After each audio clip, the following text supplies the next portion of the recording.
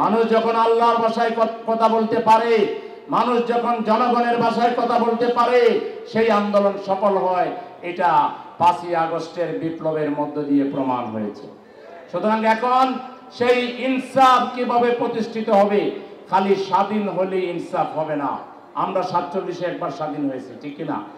আমরা 71-এ একবার স্বাধীন হয়েছিলাম, আবার 2024 সালে স্বাধীন হয়েছি। আমাদের স্বাধীনতা আমাদের চাঁদাবাজদেরকে তারা স্বাধীনভাবে বেশি করে চাঁদাবাজি শিখিয়েছে। মনে হয়েছিল যেন এই স্বাধীনতা চাঁদাবাজদের জন্য, মনে হয়েছিল যেন এই স্বাধীনতা দুর্নীতিবাজদের জন্য। বেপরোয়া দুর্নীতি তারা করতে পেরেছে। আমরা কি এই স্বাধীনতা চাই? আমরা কি চাঁদাবাজদের স্বাধীনতা চাই? আমরা কি দুর্নীতিবাজদের স্বাধীনতা চাই? আমরা কি অশ্লীলতা বেয়াপনার স্বাধীনতা চাই? আমরা সেই স্বাধীনতা চাই যে স্বাধীনতায় মানুষ নির্বিঘ্নে দরজা খুলে ঘরে ঘুমাবে, তার ঘরের একটা সুতাও কেউ চুরি করার দুঃসাহস দেখাবে না। আমরা সেই স্বাধীনতা চাই। আমরা চাই আমার দেশের মানুষ স্বাধীনভাবে সে কথা বলবে, স্বাধীনভাবে ইবাদত বন্দেগী করবে, স্বাধীনভাবে চলাফেরা করবে, সে ব্যবসা করবে, চাকরি করবে, বিনোদন করবে, তার ইচ্ছা মতো যেখানে সেখানে সে ঘুরে বেড়াবে। তার প্রতি বাধা হওয়ার মতো কোনো শক্তি থাকবে না। আজকে ঘর থেকে বের হওয়া যায় না। চোরে, ডাকাতি, ছিনতাই, রাহাজানি, লাম্পট্য, দুশ্চরিত্রবান লোকদের দাবায় আজকে আমার জাতির যে ভবিষ্যৎ প্রজন্ম তারা আজকে হুমকির সম্মুখীন। আজকে কিশোর গ্যাং গড়ে উঠেছে। আজকে ছেলেমেয়েরা, আমাদের দেশের ছেলেমেয়েরা রাস্তায় যত আড্ডা দেয়, পৃথিবীর কোনো জায়গায় সেটার সুযোগ নেই। পৃথিবীতে 18 ক্রস করলে সে ছাত্র যদি হায়ার এডুকেশন করে তাহলে সে জবও করবে, সাথে সাথে সে পড়ালেখাও করবে। আমাদের এখানে 25-30 বছর পড়তে পড়তে ডিগ্রি নিতে নিতে একটা কেরানির চাকরিও পায় না, আর চাকরি যদি পায়ও তাকে ঘুষ দিতে হয়। এই বাংলাদেশে ঘুষখোরদেরকে হুঁশিয়ার করে দিতে চাই। আমরা এখনো শুনি সিটি কর্পোরেশনের বিভিন্ন কাজে ঘুষ লেনদেন হচ্ছে, আমরা এখনো শুনি মন্ত্রণালয়ে ঘুষ লেনদেন হচ্ছে। এটা বন্ধ না করলে আমরা 18 কোটি মানুষ যেসব জায়গায় এটা হচ্ছে এটা ঘেরাও দিতে বাধ্য হব। ঘুষখোরদের হুঁশিয়ার করতে চাই। জনগণ সোচ্চার আছে, আর আল্লাহর গজবকে ভয় করেন। আল্লাহর গজবে শেষ হয়ে যাবে। ঘুষকে, ঘুষের পয়সা দিয়ে, সুদের পয়সা দিয়ে, দুর্নীতির পয়সা দিয়ে ছেলে মানুষ হয় না, মেয়ে মানুষ হয় না। আপনার ঘরে কোনো চরিত্রবান নাগরিক তৈরি হবে না। এইসব অন্যায় পন্থা বন্ধ করুন। হালালভাবে ব্যবসা করেন, চাকরি করেন। আপনি হালাল আয়ের মাধ্যমে আপনি যে বিনোদন করতে চান, যা খাইতে চান, যা পড়তে চান সেটা করেন। কিন্তু মানুষের পকেট কেটে, ঘুষ নিয়ে, দুর্নীতি করে বাংলাদেশের মানুষকে পথে বসাবেন, এই চাষ বাংলাদেশের জনগণ আর দিতে চায় না। এজন্য আমাদের সবার আগে দরকার জাতির চরিত্র গঠন। শিক্ষা ব্যবস্থাকে গঠন করতে হবে, আমাদের কালচারাল উইংকে গঠন করতে হবে। ভারতীয় নট এনে উলঙ্গপনা করবেন, আপনার ছেলে মেয়ে নাতি নাতনি সে সুস্থ থাকবে, চরিত্রবান থাকবে। কেন আমার দেশে সংস্কৃতি নাই? যেসব গুন্ডা বদমাইশরা ভারতীয় নট এনে এখানে নাচান, আগামী দিন আপনারা হুঁশিয়ার হয়ে যাবেন। এটা বাংলাদেশ, এটা স্বাধীন বাংলাদেশ। আমরা ওই বোম্বে সংস্কৃতি বাংলাদেশে চালু হতে দিতে চাই না। আমাদের নিজস্ব সংস্কৃতি আছে। আমরা খালি গলায়, এই যে একটু আগে গান গাইলো, ভালো লাগে না আপনাদের? খালি গলায় গান গেয়ে লাখো লাখো মানুষকে মুগ্ধ করা যায়, সেই বিকল্প ব্যবস্থা তো আমরা করেছি। আমরা জামাত ইসলামী বিগত 53 বছরে খালি বক্তৃতা দেই নাই, আমরা কাজের কাজ করেছি। কি কাজ করেছি? আমরা জানি এই প্রচলিত ট্র্যাডিশনাল রাজনীতি একদিন ব্যর্থ হবে। এই রাজনীতির প্রতি মানুষ ঘৃণা প্রকাশ করবে, এই রাজনীতিকে মানুষ রাস্তা করে নিক্ষেপ করবে, এবং আগামী দিনের বাংলাদেশ পরিচালনার দায়িত্ব জনগণ ইনশাআল্লাহ আমাদেরকে দিবে। আমরা সেই জন্য 53 বছর আমরা লোক তৈরি করেছি, অর্থনৈতিক সেক্টরে লোক তৈরি করেছি, রাজনীতিতে লোক তৈরি করেছি, সংস্কৃতিতে লোক তৈরি করেছি, শিক্ষা ব্যবস্থায় লোক তৈরি করেছি, সমাজ নেতা আমরা তৈরি করেছি, সামাজিক বিভিন্ন কার্যক্রমের মাধ্যমে আমরা সোশ্যাল লিডার তৈরি করেছি, জনগণের নেতা তৈরি করেছি। আমরা আমরা বসে নাই। আমরা বিশ্বাস করি আমাদের হাতে যদি ক্ষমতা আসে 5 বছর লাগবে বাংলাদেশ থেকে চুরি, ডাকাতি, ছিনতাই, রাহাজানি, ঘুষ, দুর্নীতি এবং অশ্লীলতা, ব্যয়পনা সাফান সাফা, আমাদের কোনো অস্ত্র প্রয়োগ করা লাগবে না। মানুষের বিবেক জেগে উঠবে, আল্লাহর ভয়, আখিরাতের ভয়ে মানুষ তাকওয়াবান হয়ে যাবে, তাকওয়ার নীতি অবলম্বন করবে। বাংলাদেশ একটা পবিত্র বাংলাদেশে পরিণত হবে। এবং আমরা এমন একটা ব্যবস্থা নিব, একটা ছেলে মেয়েও বেকার থাকবে না। রাস্তার কোনায় কোনায় আড্ডা দিবা, মশার কামড় খাবা। মা বাবা, মা পেটে বাবার ঔরসে জন্ম নিয়ে কত কষ্ট তোমার পিছনে করেছে তুমি রাস্তায় আড্ডা দেওয়ার জন্য। তোমার 2টা হাত, তোমার মেধা, তোমার পাকে গঠনমূলক কাজে লাগানো হবে। 18-এর পরে কোনো ছেলে বেকার থাকতে পারবে না, সবাইকে কাজ দেওয়া হবে। সেই কাজের ভিত্তিতে সবাই কাজে ব্যস্ত থাকবে, যার যার কাজ নিয়ে ব্যস্ত থাকবে। আড্ডা মারা, ফিল্ডিং মারা, মানুষকে অতিষ্ঠ করা, কিশোর গ্যাং সাজা, এই সুযোগ বাংলাদেশে থাকবে না। এটা ভালো হবে না খারাপ হবে? ভালো হবে। এবং জামাত ইসলামী যদি ক্ষমতায় যায় কল্যাণ রাষ্ট্র কায়েম করবে। কর্জে হাসানা ফান্ড মসজিদ ভিত্তিক তৈরি করা হবে। যেসব পিছিয়ে পড়া মানুষ, এই যে রাস্তায় ভিখারি কিংবা যেসব মানুষ পিছিয়ে পড়া, মসজিদের ফান্ড থেকেই এদেরকে ম্যানেজ করা যাবে। মানুষ তার জাকাতের টাকা দিবে, এককালীন দিবে, কর্জে হাসানা দিবে। এখান থেকে প্ল্যান ওয়াইজ মসজিদের ইমামের নেতৃত্বে, কমিটির সভাপতির নেতৃত্বে কারা পিছিয়ে আছে, কে ছেলে মেয়েদেরকে পড়ালেখা করাতে পারে না, কে চিকিৎসা করাতে পারে না, কার কি সমস্যা, এটা মসজিদ ভিত্তিক সমাধান আমরা দিয়ে দিব। আমাদের কাছে এমন কিছু পরিকল্পনা আছে, বাংলাদেশের রাজনৈতিক দলগুলো এখনো ভালো করে শুনেও নেই। আমরা জাকাত ভিত্তিক অর্থনীতি চালু করব। বাংলাদেশে যে পরিমাণ ধনী মানুষ আছে তাদের কাছ থেকে যদি প্রপারলি জাকাত আদায় করা হয়, 1 বছরে যে জাকাত আসে 1 বছরের বাজেটের পরিমাণ টাকা শুধু জাকাত খাত থেকে আসবে। এই জাকাত রাষ্ট্র ঘরে গিয়ে আদায় করবে ধনীর কাছ থেকে, আবার গরিবের কাছে গিয়ে বলবে আপনি কি চান। আপনার ছেলেকে কোনো দোকান দিতে চান, তাহলে দোকানের টাকা দিয়ে দিবে। বিদেশ যেতে চায়, বিদেশের টাকা দিয়ে দিবে। সে কোনো প্রজেক্ট তৈরি করতে চায়, প্রজেক্টের টাকা দিয়ে দিবে। একবারই জাকাতের টাকা নিবে, দ্বিতীয়বার তৃতীয়বার তাকে আর জাকাতের টাকা নিতে হবে না। সে উল্টা আরো সরকারি ফান্ডে টাকা দিবে। কর্জে হাসানা ফান্ড থেকে আমরা টাকা দিব, সেখান থেকে সে আবার ব্যাক করবে সুদ ছাড়া।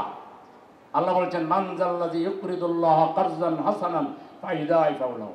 আমরা স্মার্ট কার্ড দিয়ে দিব, শিক্ষা ফ্রি হয়ে যাবে, চিকিৎসা ফ্রি হয়ে যাবে। কারণ জাকাতের যে ফান্ড আর এককালীন আরো মানুষের যে দান, এগুলো দিয়ে গরিবে তো থাকবেই না। ওমর পঞ্চম খলিফা, যাকে বলা হয় ওমর ইবনে আব্দুল আজিজ, তার শাসনামলে 2 ব্যক্তি জাকাত নিয়ে মরুভূমির দিকে যাত্রা শুরু করছে। যাইতে যাইতে যেতে যেতে যেতে তারা আর লোক পায় না। এক পর্যায়ে 2 জনের দেখা হয়েছে যে 2 জনই জাকাত দাতা, কিন্তু একজন আরেকজনকে গ্রহিতা মনে করছে। ওই যে মরুভূমিতে চলতে চলতে দোলায় চেহারা টেরা কাপড় চোপড় ময়লা হয়েছে, একজন আরেকজনকে লম্বা করে সালাম দিয়ে বলে আসসালামু আলাইকুম ওয়া রাহমাতুল্লাহ। উনি বলে ওয়ালাইকুম আসসালাম ওয়া রাহমাতুল্লাহি ওয়া বারাকাতুহু। ভাই এত খুশির কারণ কি? কই যে একটা গরিব লোক খুঁজতেছিলাম জাকাত দেওয়ার জন্য, কাউরে পাই না। আপনার চেহারা আর কাপড় চোপড় দেখে আমার বিশ্বাস হয়েছে জাকাতের টাকাটা আপনি নিতে পারবেন। তিনি বলেন ভাই একই কেস তো আমারও, আমি তো বড় খুশি হয়েছিলাম আপনাকে দেখে। তাহলে তো আমরা 2 জনই মাহরুম হলাম, জাকাত নেওয়ার লোক নাই।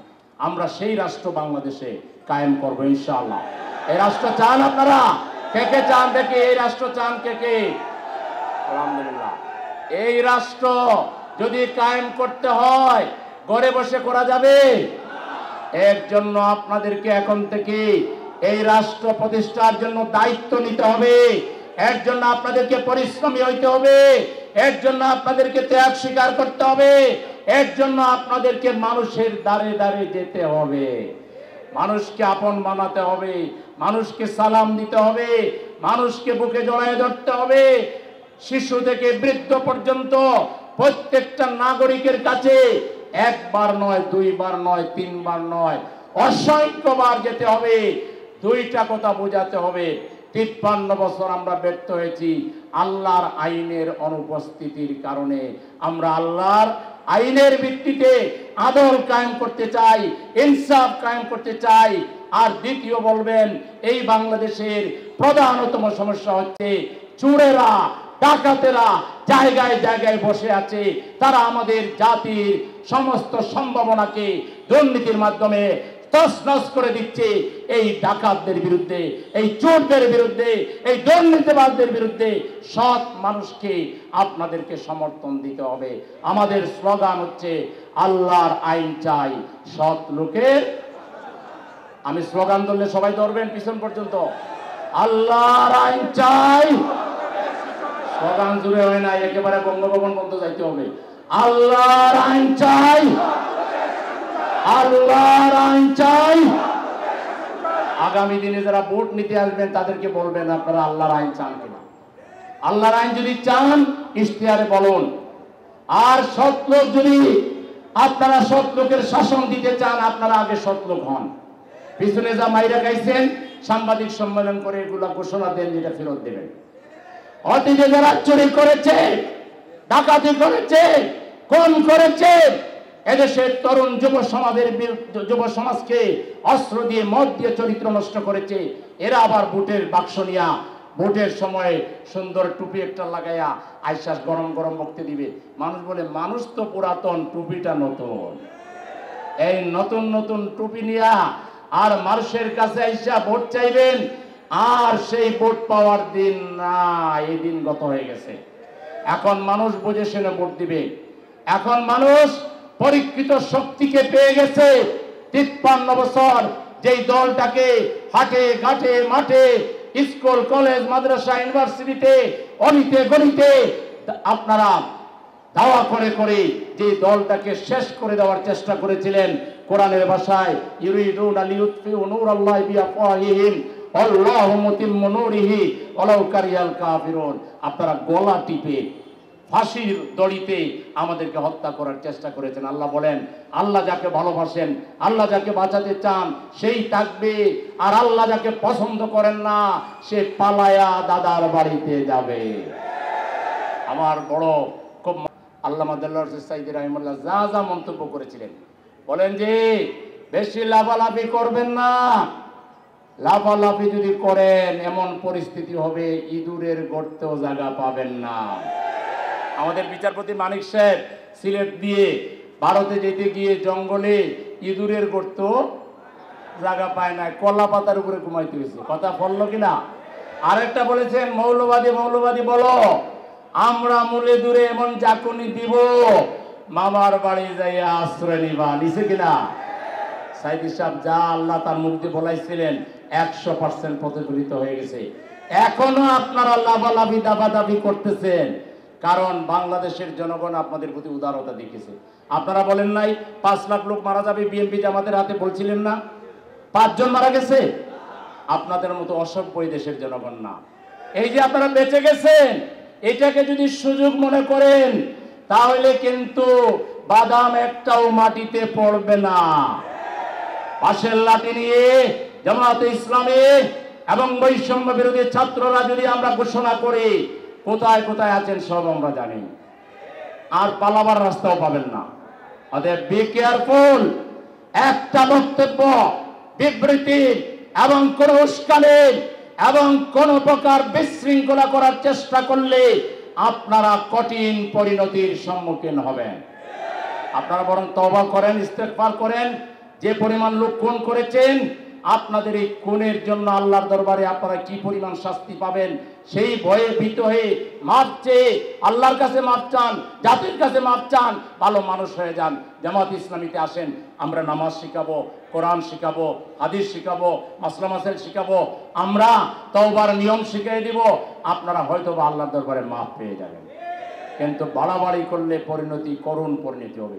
এত পাইক পেয়াদা, এত এসএসএফ, এত বাহিনী, আর এর নামও বলা যাবে না, এত বাহিনী, এইটা নিয়েও 2 ঘন্টা দাঁড়াইতে পারেন নাই। আর এখন জনগণ জাগ্রত, এই জাগ্রত জনতার সামনে আপনারা আসবেন, বোকার স্বর্গে বাস করছেন। এই জন্য প্রিয় ভাইরা, মাগরিবের সময় অত্যাসন্ন, আমি আপনাদের উদ্দেশ্যে 2-3টা কথা বলতে চাই। প্রথম হলো, আমাদের যে মূল চেতনা, কোরআনিক চেতনা, ইসলামিক চেতনা, দিন হচ্ছে আল্লাহর পক্ষ থেকে আমাদের জন্য মনোনীত আদর্শ। সেই ইসলাম সম্পর্কে পড়ালেখা করুন, কোরআন জানুন, কোরআনের ব্যাখ্যা বুঝুন, হাদিস জানুন, ইসলামী সাহিত্য পড়ুন এবং কোরআন হাদিস এবং ইসলামের আলোকে আমাদের জীবন, আমাদের পারিবারিক জীবন গঠন করার চেষ্টা করুন। 2 নম্বর হলো আমাদেরকে এখন থেকে আমাদের প্রতিবেশী, আত্মীয় স্বজন, বন্ধু বান্ধব, আমাদের কলিগ, পরিচিত অপরিচিত সকল মহলের কাছে ব্যাপকভাবে যেতে হবে। জামাতের লিটারেচার তুলে ধরতে হবে, ইসলামী বই পুস্তক তুলে ধরতে হবে, কোরআন হাদিস তুলে ধরতে হবে, জনগণকে ইসলামের পক্ষে আনতে হবে। এই দেশ রক্ষা হবে, স্বাধীনতা বাঁচবে, ইসলাম রক্ষা পাবে, মানুষের ইজ্জত রক্ষা পাবে যদি জামাত ইসলামের হাত শক্তিশালী হয়। আগামী দিনের বাংলাদেশের ভবিষ্যৎ একটি মাত্র দলের উপর অনেকাংশে নির্ভর করছে, সেই দলের নাম হচ্ছে বাংলাদেশ জামাত ইসলামী। এই দলে কোনো চোর নাই, ডাকাত নাই, দুর্নীতিবাজ নাই। আমরা 53 বছরে হাজারো প্রতিষ্ঠান, অর্থনৈতিক, সামাজিক, শিক্ষা, স্বাস্থ্য গড়ে তুলেছি, কোথাও কোনো দুর্নীতির কথা কেউ বলতে পারবে না। আমাদের 2 জন মন্ত্রী 3টা মন্ত্রণালয় চালিয়েছেন, কেউ কোনো দুর্নীতির কথা বলতে পারে না আর পারবেও না। সুতরাং এই দলের হাতেই শিশুদের অধিকার নিরাপদ, জনগণের অধিকার নিরাপদ, নারীর অধিকার নিরাপদ, যুবকের অধিকার নিরাপদ, ছাত্রের অধিকার নিরাপদ। এই দলের হাতেই স্বাধীনতা, সার্বভৌমত্ব নিরাপদ থাকবে। এই দল যদি শক্তিশালী হয়, সীমান্তে ফেলানির মতো আমার মানুষ হত্যার সাহস প্রতিবেশীরা করবে না। তারা আমাদের বন্দর দখলের পায়তারা করবে না। তারা আমার দেশের ভিতরে ঢুকে বিশৃঙ্খলা করার কোনো দুঃসাহস দেখাতে পারবে না। কিন্তু এই দল যদি শক্তিশালী না হয়, আপনারা অন্য দলের উপর কতটুকু আস্থা রাখতে পারবেন এটা আপনাদের বিবেচ্য বিষয়। আমরা দৃঢ়তার সহিত বলতে চাই, আগামীর বাংলাদেশকে নিরাপদ করার জন্য, হেফাজত করার জন্য, বিপ্লবের উদ্দেশ্যকে সফল করার জন্য জামাতের কর্মীদেরকে আরো পরিশ্রম করতে হবে। প্রতিদিন কমপক্ষে 10 জন মানুষকে সালাম দিতে হবে, শুভেচ্ছা জানাতে হবে, বই বিতরণ করতে হবে। প্রতিদিন কমপক্ষে 2 জন মানুষকে জামাতে জয়েন করানোর জন্য, ফরম পূরণ করিয়ে জামাতে আনার জন্য চেষ্টা করতে হবে। পারবেন আপনারা? প্রতিদিন 10 জনকে দাওয়াত দেওয়া, কমপক্ষে 2 জনকে জামাতে যোগদান করানো, এই কাজ কে কে করতে পারবেন দেখি একটু হাত তোলেন। কে কে করতে পারবেন? ইনশাআল্লাহ, আলহামদুলিল্লাহ। এরপর আমি যে কথাটি বলতে চাই, কোনো অবস্থায় আমাদের আচার আচরণ, আমাদের কার্যক্রমের মধ্য দিয়ে মানুষ যাতে কোনো কষ্ট না পায়, মানুষ যাতে ব্যথা না পায়, আমরা যেন কোনো ফ্যাসিবাদী আচরণ যেগুলো আছে সমাজে, এইগুলোর ধারে কাছে যেন আমরা না যাই। আমরা ক্ষমতায় চলে যাচ্ছি এরকম কোনো মনোভাবও আমাদের দেখানো দরকার নেই। আমরা ক্ষমতায় গেলেও জনগণের সেবক হয়ে থাকবো ইনশাআল্লাহ। সুতরাং মানুষের সেবা করা, মানুষের উপকার করা, মানুষকে সম্মিলিতভাবে এগিয়ে নিয়ে যাওয়া এবং আমাদের ঈমান আকীদার আলোকে মানুষকে ঐক্যবদ্ধ করা, ওয়াতাসিমু বিহাবলিল্লাহি জামিআন ওয়ালা তাফাররাকু, এর ভিত্তিতে বাংলাদেশের 18 কোটি মানুষকে ঐক্যবদ্ধ করে সকল ষড়যন্ত্রের জবাব আগামী দিনে ইনশাআল্লাহ একটা ইনসাফপূর্ণ বাংলাদেশ, একটা আদলের বাংলাদেশ কায়েম করে ষড়যন্ত্রকারীদেরকে আমরা রুখে দেব ইনশাআল্লাহ।